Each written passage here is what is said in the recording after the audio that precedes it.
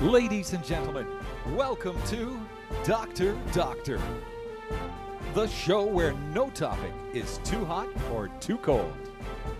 Whether it's politics, religion, relationships, entertainment, or everyday life, you will be hearing from the experts. This show is not for the faint of heart or the faint of mind. But if you want to be inspired, you have come to the right place. And now, prepare to be enlightened as we introduce the host of Dr. Doctor, Dr. Peter Tassi, and his close advisor, Dr. Fooch.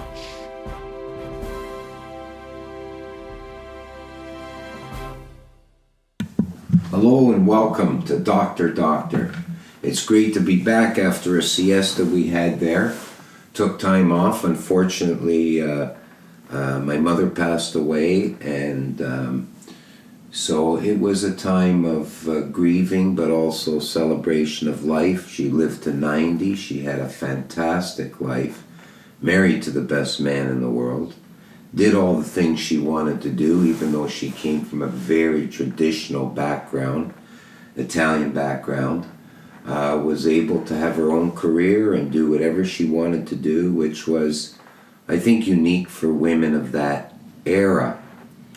So we miss, obviously, a great mother, and we cherish the years and appreciate everything she did for us and the infinite amount of love she showed her family. And the great thinkers like Aquinas says, sometimes we appreciate something or someone when it's taken away from us. But I think that her children can honestly say that they appreciated her when she was here. We didn't have to lose our parents to appreciate them. We always appreciated them. And we're always so grateful for the great love they gave us and their contribution to making the world a better place. Today we have Irene back with us, so we're lucky to have her back. And she joins us today. And once again, like previous podcasts with Irene, we're going to talk about men, dating, women. And I asked Irene to come with questions that her or her friends may have that we can discuss and go from there. So thanks for coming back, Irene. Yeah, it's good to be back. Thanks.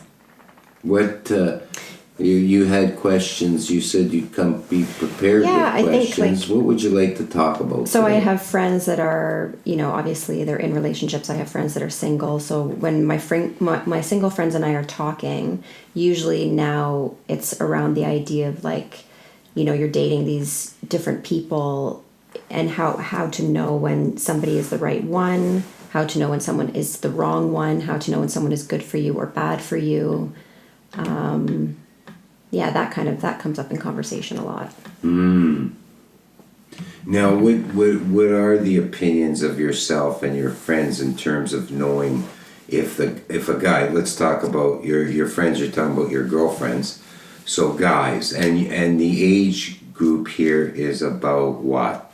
These women. I would say probably between the age of 30 and 38. Okay. And so they're wondering, women often wonder, how do I know this is the right guy? Is that the quandary they're in? Yeah, I think so. Yeah, and I think because I have girlfriends that are in relationships too, whether they're married or they're just dating. And oftentimes, me looking in on the relationship, I would think that isn't a good relationship or that guy isn't good for my friend. But in a lot of ways I find they will convince themselves that guy is good for them. Yes. But from the outside, that's not what I would. So I think it's a lot of times we convince ourselves that somebody is good for us when they're not. So, gauging when you're dating, gauging whether or not someone is right for you is hard because we have, access to online dating and it's so easy to meet people now. So when do you commit? This is the thing. Like, or when do you give somebody, some of your time or a lot of your time, Right. I think we talked a bit about this before in the previous podcast. But do you think that first, before we tackle that, how do you know if someone is right for you? What do you look for? What are the signs? Do you think that as human beings, we naturally have a gut feeling in our heart, in our gut, that tells us this person is good or not good for us, but we ignore those feelings for the sake of being with someone, so that we're not living a life alone, which so many people seem petrified of. Right. Would you say that as human beings, naturally our gut will tell us this person is good or not good, and then it's up to us to acknowledge that revelation, that truth, rather than bury it for the sake of companionship, right? Or Yes. do you think that we are told that by ourselves, our own instincts? do. Yeah, and I believe that, like, depending on the the level of your consciousness, like your present state, you're able to be in touch with that feeling. Yes. But I think a lot of times, in order to identify that, you'll need the space from the relationship to know that that's the case. Yes. So when you're in the relationship, I do believe that there is a gut sense, but it's not as evident when you're in it, and Yes. You see, that I think we talked about this too before, that, I think that life reveals to us, gives us revelations, says things to us that reveal truth. right, But are we willing to accept the truth? Are we willing to acknowledge the truth? Right. Because it may not be comfortable right, to acknowledge Exactly. truth. It might be more comfortable to live a lie. right, Because now, in this case, whether it's work, whether it's family, home, friendships, whatever, in this case, in relationships, if I could live the lie, I'll be comfortable because I'll have the companionship I desperately seek. So I choose to live the lie. But I tend to agree that I think our instincts, I think our gut tells us whether or not someone is good for us, right, someone is right for us. But I think if you wanted to apply a more practical solution, like something you can apply practically, you can ask yourself maybe the questions like, number one, does this person empower me? right, Does this person make me feel good about myself, better about myself? Does this person empower me to do great things, to discover the greatness within me, and to bring that greatness out? Do I feel better about myself and the world when I am with them, or do I feel worse? So, is this person empowering me? And they should be asking the same question about you. Are you empowering them, or are you a drain on them, or right, a negative force in their life?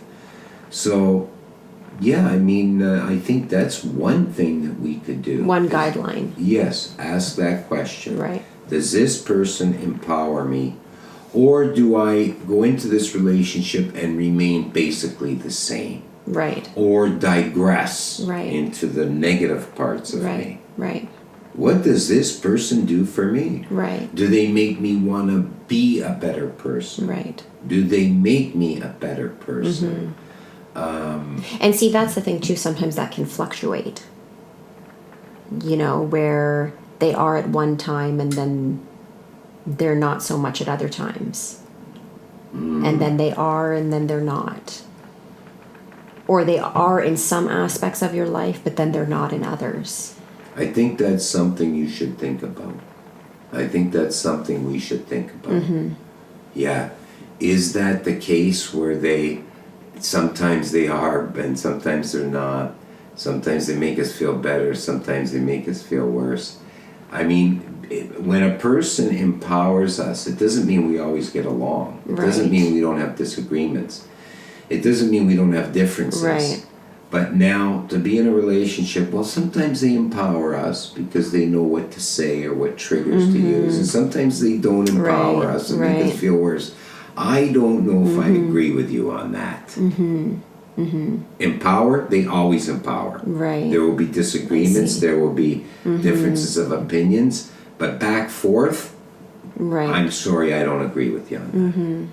What other question? Like that wouldn't be the case, is what you're saying. Right, that wouldn't be the It would be case. consistent. Because even in the midst of differences and disagreements and different opinions or whatever, Right. that person, when you analyze it and look at it in truth and are Right. willing to have the courage to accept what is true, Right. you will see that even in the midst of that disagreement, they're truly concerned about you and empowering you to make Right. you a better person. Right. Well, because they can be encouraging and empowering in one way, Yes. but then in another way they're not prioritizing you. Yeah, So they're not really empowering you then. right.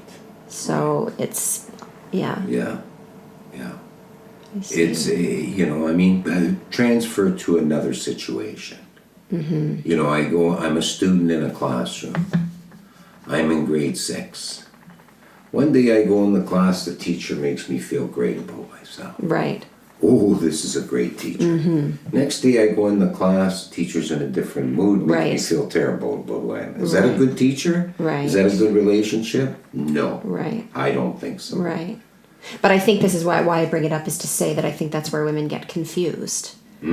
That's where they become conflicted Yes, well, in knowing. I think they have to stay focused, straight and narrow, like everything in life. If you want to succeed at something, if you want to accomplish things, it's all about focus.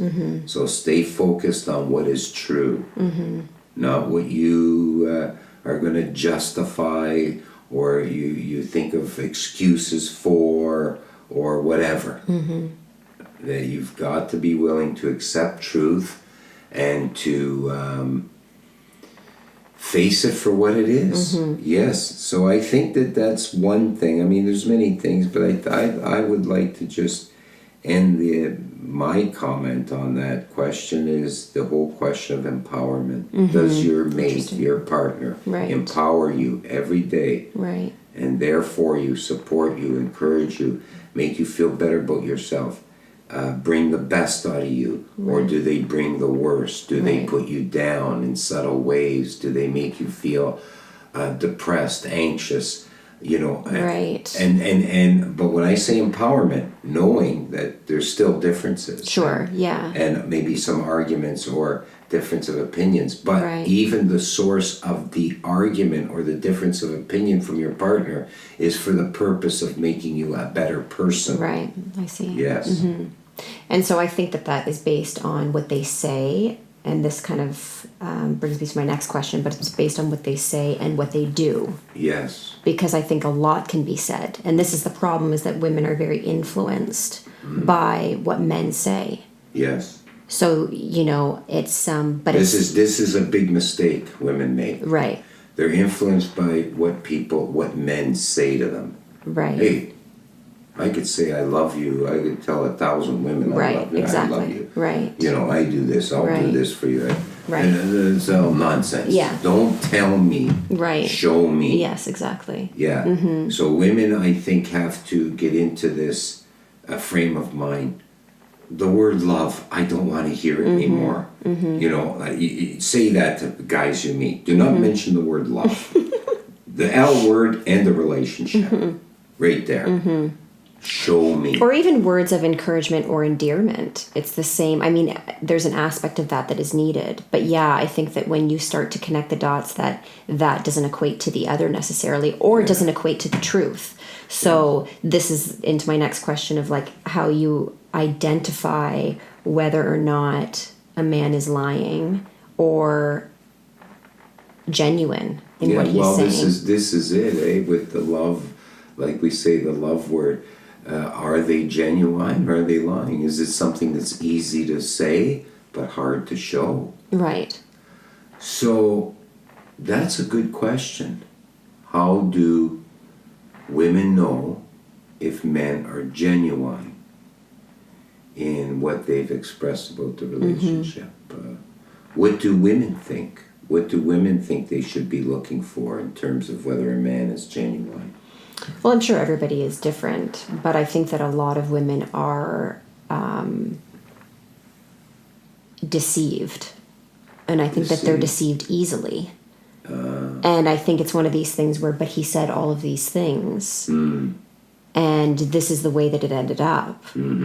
So maybe it's, and I think it's because, for me at least, it's been through experience to know that when a man says something now, I don't give it a lot of weight. Because you experience the idea around what they say, doesn't necessarily mean that they're actually engaged the way that they're saying that they are. Right. So how do women feel? I mean, I think that they put way too much weight in what men say, and I think that they always have. And I don't think that women are taught otherwise, or I'm not sure, but and maybe it's a matter of time. I think that women have to allow for the appropriate amount of time to actually see if what he's saying is true. Yes, if it's genuine. Right. Yeah. Well, his actions, I think, again, show me that you love me, don't tell me. I think that actions speak volumes. Is he reliable? Is he committed? Is he all these things will show in his actions, in the way that he lives his life, right? In the attitudes he holds towards people, and it's there for us to see. And sometimes I think we have to. I've told this to women before. Don't look through the door, peek through the window. Right. The door is big and the opening is huge and it all looks wonderful. But look for the little things. The little things that are hard to hide. That it's hard to act, because people act in relationships. Exactly. Yeah. But you will see them if you look and you're observant and you're willing to accept the truth. You will see those little cracks. Right. And then the question becomes, if they're acting to hide these things, then you're in trouble. If they're genuinely trying to conquer these parts of themselves and become a better person, there's more hope. But at least you can make the decision based on truth. Exactly. Yes. Yeah. What it truly exists in the character of the person. So, it's what kind of other things do? Yeah, I mean, it's but I do believe, going back to, I think that the gut feeling, the instinct, because I think that there's a tendency when you see those things, they're like little indicators of who they really are. Yes. I think that it could potentially be a woman's tendency to not want to judge. I don't want to be too hard on him. I don't want to judge him. I don't want to expect too much. So you're making compromises. And so when do you make compromises and when don't you? And when do you accept certain things and not accept other things? Well, if a relationship is not good for you and it's not empowering you, I would say it's unacceptable. Right. Relationship, period. There are times he'll make you feel good, but what are you going to live for those moments? Right.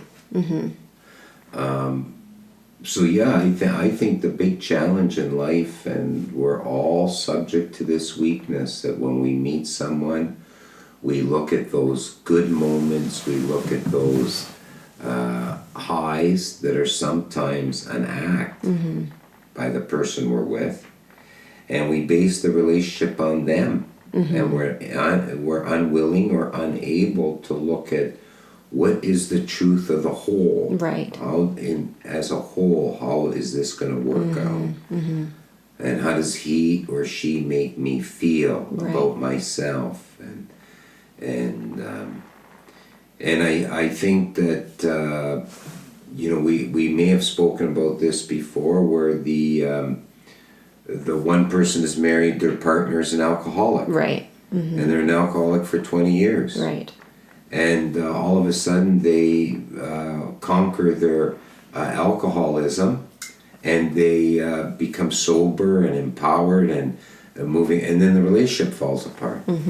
So was that partner really there for the reason of making him or her a better person, or were they empowered by their partner's weaknesses? Right. Yes. So. And I think the problem too is, like, today we don't really have a lot of role models. I mean, even for me, as much as like have friends that are not in relationships, friends that are in relationships, married, divorced, like there's so many different scenarios. I don't really have, outside of my grandparents, I don't really have role models to say, so it's almost like nobody's got it figured out. Well, it's a lifelong struggle. Would you say that those friends of yours in that age group, 30 to 40, that are married, are they happily married? What percentage? I know that's hard to judge, and maybe we shouldn't even be considering this question, but do you have any light to shed on that question? Well, let's just say this. I don't look at their relationship and think that's what I want. Interesting. So this is what I'm talking about as far as role models. Yes. Now, maybe my standards are too high, and I have an idealistic idea of what love should be. But I don't see a relationship, again, outside of my grandparents, where it's like, that's what I want. Okay. Maybe one amongst 30 or 40 relationships that I come across through acquaintances or friends or whatnot. Right. So, most, I would say, are not. Yes. I mean, but they may say that they are, which is fine, and maybe they are. But from what I'm looking in and seeing, it's not what I'm looking for. Interesting. So. Well, the world's certainly changing, because even if you go back to your grandparents' time, so they were born roughly in the early 1900s and lived that generation. They went through 2 world wars, depression. It's a whole different way of looking at the world, a whole different standard. Relationships were viewed differently, commitment. But that nature of the relationships being based on a certain value system, tradition, respect, stability, all of those things that are essential to, I don't tend to see that, even if from the outside, yes, they're together and they're committed, quote unquote. It's not a relationship that I would trust, nor would I want to be in. Yes. But this is the day that we're in right now. And I'm not saying everybody, obviously there are, millions of course. Yeah. But it's not common, I don't believe. See. So, but maybe that's just my experience, and I'm okay not being in a relationship. So it's different for me, but as you're dating and as you're going through these different relationships, I think that it is a beneficial exercise to get better at it. Yes. To learn, okay, what is good for me, what's not good for me. Right. And right. Well, I love 4-letter words, and there's some great 4-letter words. And if I had to have a model that I live by, I would want those 4-letter words to be work, duty, love, and hope. Mm-hmm. And I think that the previous generations, that was kind of their model. Right. Love, Well, it was simple. duty, work, and hope. Mm-hmm. Those 4 things. Mm-hmm. And it's simple but yet profound. And it changes when you have those kind of models Right. or mantras. Right. It changes everything, Right. including relationships Right. and your view towards relationships. Right. Love, work, duty, hope. Would you say that these 4 words are, do the younger people feel a loyalty to these 4 words, or an attachment to these 4 words, or are they kind of foreign words? Love, obviously. They Well, must. no, because we're in a narcissistic society right now. Mm. It's not everybody, and I'm not blanketing the whole, but if it is a more narcissistic society, so it's based on sort of like your needs being met, materialism, which I'm not, I'm for obviously capitalism and all of that and the way that it's, but I do think that as far as relationships go, Yes. I don't believe, if you look at men from the ages of, 25 to 40, I don't know if love is at the top of their list. How about duty? I mean, duty to, Your duty in life to do, whether it's to your partner, whether it's to your work, whether it's to your children, your colleagues, right. we all have duties that we should strive to live up to, I think. Right. I think that it's the pendulum is sort of swinging the other way, where now, because it went so far with the narcissistic sort of materialistic, empty way of living, and this where people are disposable, things, accessing relationships come so easily. It is a completely different generation that way, but I think that Right. people are craving the other now because it swung so far the other way. I So that's where see. people like Jordan Peterson are having such an impact, Yes. because his messaging is around duty, is around responsibility, is around, commitment and loyalty and all of the virtues and values and integrity and all of those things. And I mean, he's got a massive following. Yeah. And the majority of his following are men, Is that which is right? interesting. Yes. So I do believe that there is a sort of movement happening. That would be good. Yeah. I'd love to see those kinds of values instilled in everyone, especially our young people who are going to shape the future of our society and our country and everything. That if they could keep in mind these 4 things, I love, duty, hope, and work. And if you can keep that at the forefront and develop some kind of partnership or integrate this into ourselves as part of who we are, I think they live a happier life. Well, because I think that there can be a combination of success and having a stable home life.